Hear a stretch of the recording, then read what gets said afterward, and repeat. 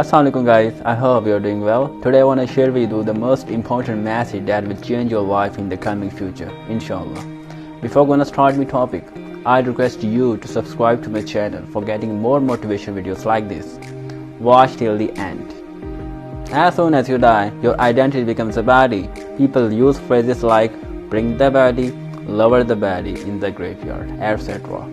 People don't call you by your name, whom you tried to impress in your whole life. Live your life to impress the creator, not creation. Take chances. Laugh till your stomach hurts. Spend money on the things that you love. Dance even if you're too bad at it. Pose for photos stupidly. Be childlike. Moral: death is not the greatest loss in life.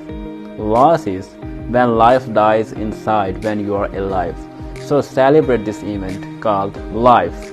I hope you've been enjoyed my video. Thanks for watching me. Allah Hafiz.